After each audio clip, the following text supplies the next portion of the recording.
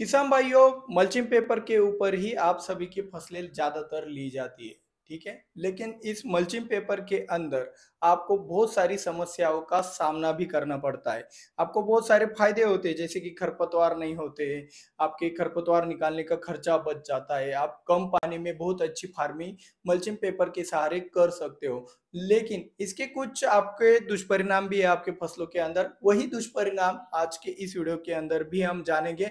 मतलब उदाहरण के लिए, जैसे कि आपके मल्चिंग पेपर के अंदर बहुत ज़्यादा तापमान बढ़ जाता है, तो वो ज़्यादा तापमान बढ़ने की जो समस्या है उसको भी खत्म कैसे करना है, इसके बारे में जानने वाले। साथ ही साथ अलग-अलग रंगों के मल्चिंग पेपर आते हैं, जैसे कि लाल रंग का आता है, पीले रंग का आता है, सफेद रंग का आता है, काले रंग का आता है, सिल्वर कलर का भी आपका मल्चिंग पेपर आता है। तो ये इसके पीछे का जो कलर साइंस है, वो भी बहुत ज़्यादा ज़रूरी है। गलत जगह पे गलत कलर का इस्तेमाल कर लिया तो आपके फसल में नुकसान भी हो सकता है। तो आज के इस वीडियो के अंदर आपको एक मौका मिला है कि इन कलर साइंस को हम जान सकते हैं, ठीक है ना? साथ ही साथ आज के इस वीडियो के अंदर आप जो प्लास्टिक मल्चिंग पेपर खरीदते हो, उसके अंदर माइक्रोन साइज क्या होना चाहिए और उसका प्लास्टिक मल्चिंग का पेपर का क्वालिटी आप कैसे चेक कर सकते हो, इसके बारे में भी बहुत ज़्यादा जानकारी होगी।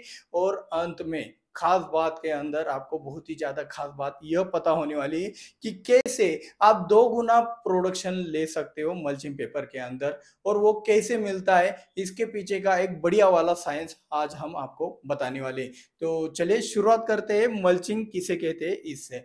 तो मल्चिंग किसे कहते हैं? सबसे पहला वाला बात तो यही होना चाहिए। तो मल्चिंग आपके ज़मीन के अंदर जो पानी रहता है, उसका बाष्पीभवन लगातार होता रहता है अगर कोई भी मल्चिंग वगैरह ना हो तो। अगर हम कोई चीज़ से हमारी ज़मीन को ढक दे, तो वो जो पानी का बाष्पीभवन हो रहा है, वो रुक जाता है, जिससे हमारे पानी की भी बचत हो जाती है और हमारी जो फसल है, वो बहुत ही अच्छी तरीके से हमें रिस्पॉन्स देती है। इसी को हम क्या कहते हैं? मल्चिंग। तो अभी मल्चिंग के कितने प्रकार हो सकते हैं? एक प्रकार आता है ऑर्गेनिक मल्च आता है, दूसरा प्रकार आता है एक प्लास्टिक मल्च आता है, तीसरा एक नेचुरल प्रकार आता है। बारिश के दिनों में जब आसमान में बादल होते हैं, तो आप देखना बाष्पीभवन का रेट बहुत ज़्यादा कम हो जाता है और आपके ज़मीन के अंदर जैसे आप मल्चिंग पेपर के अंदर नमी देखते हो, उसी तरीके से बारिश के दिनों में ओपन फार्मिंग के अंदर भी ज़मीन में नमी हमें दिखती है। तो ये एक प्रकार हो गया, आपके जानकारी के लिए एक एडिशनल बता दिया। तो अभी हम बात करते हैं कि ऑर्गेनिक मल्च किसे कहते हैं? तो सबसे पहली वाली बात कि ऑर्गेनिक मल्च यानी कि जो नेचुरल चीज़ें होती है या फिर आपकी जो पुरानी वाली फसलों के अवशेष रहते हैं, उनकी अगर हम मल्च कर दें हमारी फसल के अंदर, हमारी ज़मीन के ऊपर फैला दें हमारी फसलों के अंदर, तो उसको कहते हैं ऑर्गेनिक मल्च।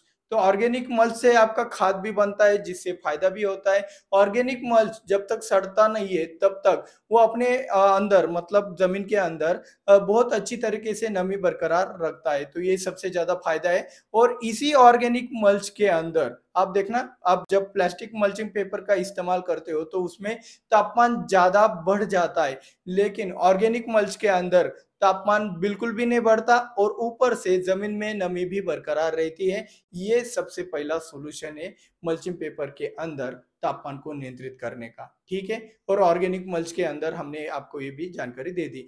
एक और तरीका है, आप गाय का दूध भी इस्तेमाल कर सकते हो तापमान नियंत्रित करने के लिए ज़मीन के माध्यम से, ठीक है ना?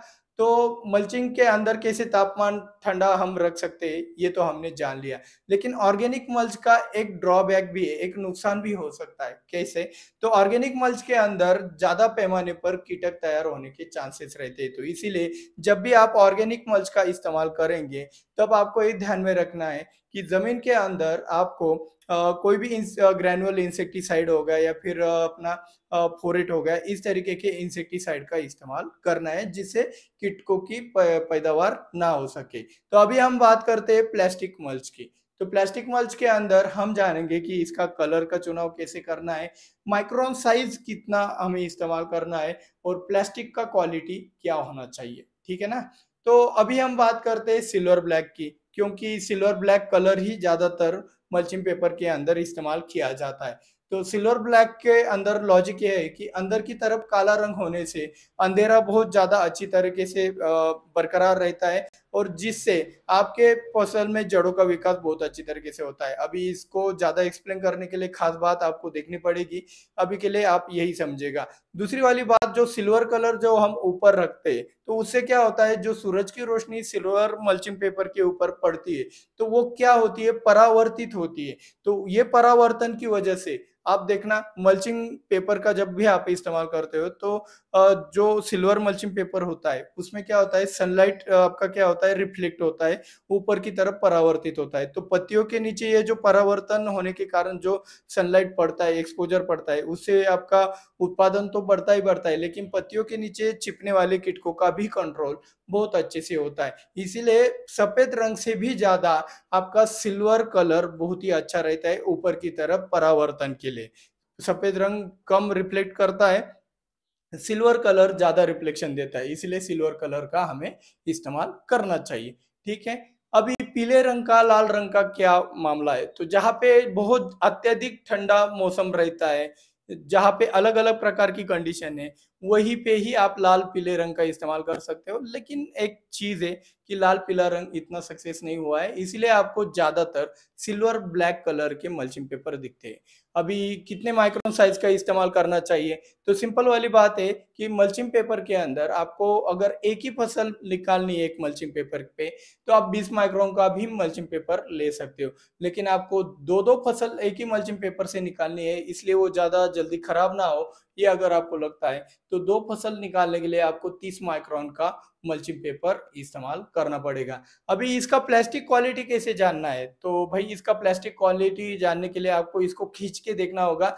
ये ज्यादा खींचने पर इसका जो भी एक होता है ना, ट्रांसपेरेंसी नहीं आना चाहिए इसके अंदर, मतलब जो भी एक सनलाइट है इससे पास नहीं होना चाहिए। इस टेस्ट से आप पहचान सकते हो कि मल्चिंग पेपर का क्वालिटी, जो प्लास्टिक का क्वालिटी है वो कैसा है और कितना खराब है कितना अच्छा है। किसान भाइयों, आज की खास बात में हम ये जानेंगे कि फसल का विज्ञान यानी कि साइंस क्या है, जो कि 2 गुना प्रोडक्शन देता है मल्चिंग पेपर के अंदर।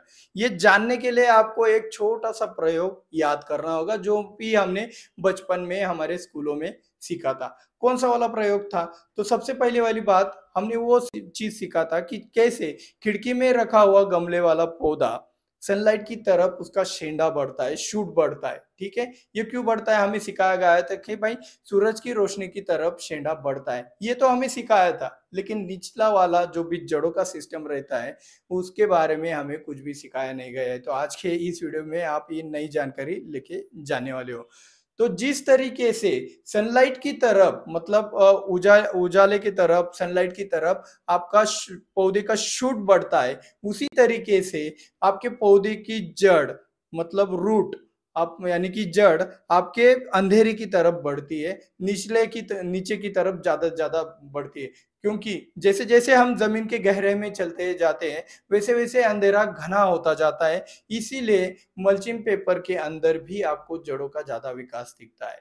मतलब पहले तो आपको यह समझना है कि पौधे का शूट सनलाइट की तरफ बढ़ता है और जड़ अपने अंधेरे की तरफ बढ़ती है। तो मल्चिंग पेपर के अंदर जो काले रंग का हिस्सा हम नीचे की तरफ रखते हैं, तो उस काले रंग के हिस्से के कारण क्या होता है, मल्चिंग पेपर के अंदर एक घना अंधेरा हो जाता है, और वही घना अंधेरा होने के कारण वहां पे जड़ों का विकास बहुत ही शानदार तरीके से होता है। और जितना ज्यादा जड़ों का विकास ज्यादा होता है उतना ही ज्यादा प्रोडक्शन आपको मिलता है, और यही वो कारण है कि आप 2 गुना प्रोडक्शन ले सकते हो। तो इसीलिए कुछ किसान क्या करते हैं, गलती से सिल्वर कलर को जमीन के तरफ और ब्लैक कलर को ऊपर की तरफ करते हैं, तो ये गलत साबित होता है। ऐसे किसानों को बिल्कुल भी साइंस पता नहीं होता है। तो आज आपको ये साइंस पता चल गया, तो इसीलिए आप चैनल को सब्सक्राइब भी कर सकते हो, और साथ ही साथ हमारी दिल से मदद करना चाहते हो तो शेयर भी जरूर करना। मिलते हैं अगले वीडियो में। जय जवान जय किसान।